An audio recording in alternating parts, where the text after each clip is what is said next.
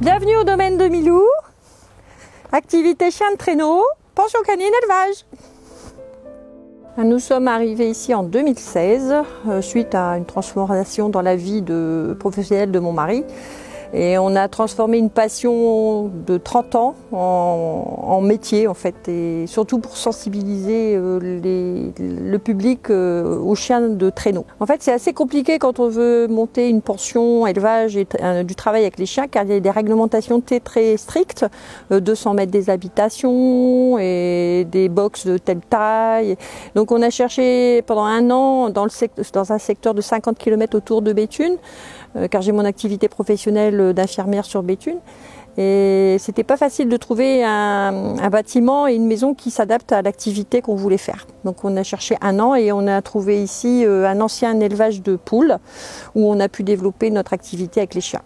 Il y a l'élevage familial de husky Tiberi, de berger australien. Il y a la pension pour chiens, colonie de vacances pour chiens, je préfère que pension. C'est un centre de vacances pour chiens. Et les activités autour du chien, surtout pour sensibiliser le public à la race de travail qu'est le husky Tiberi, parce que c'est un chien qui redevient à la mode comme dans les années 90 et c'est pas un chien de compagnie ordinaire, il y a énormément d'abandon. Donc on veut sensibiliser le public à ce que ce soit vraiment des chiens de travail, avant tout.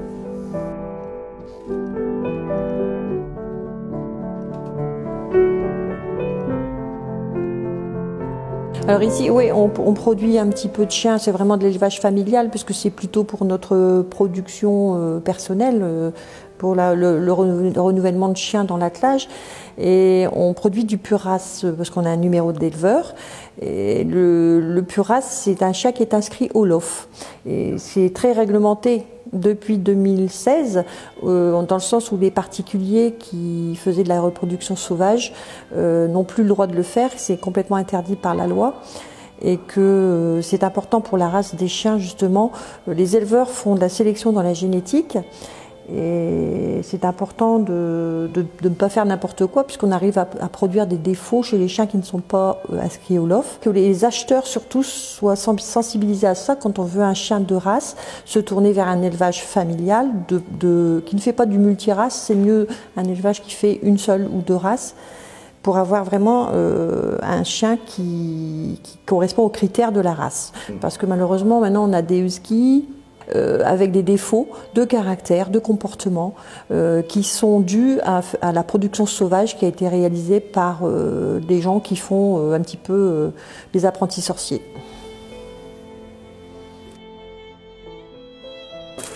Alors tous les ans je fais à peu près une dizaine voire une quinzaine de courses nationales et internationales, quoi.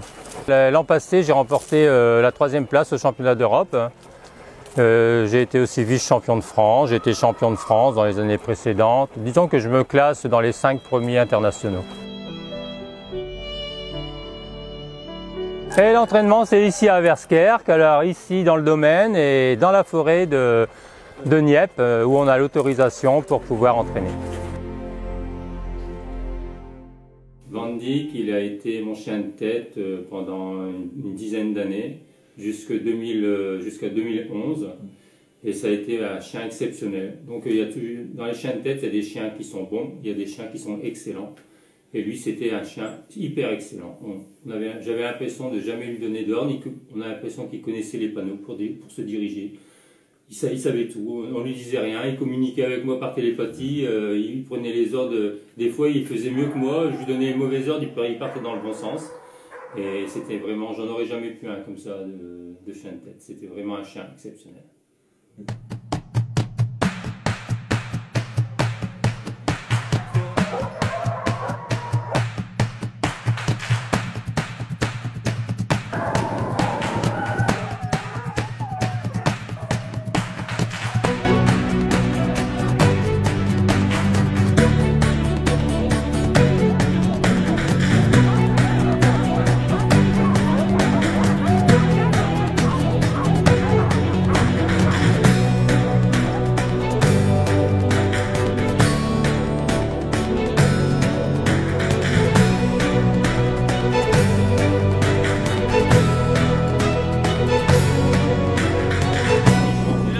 Wendy. Qu'est-ce qu'il fait?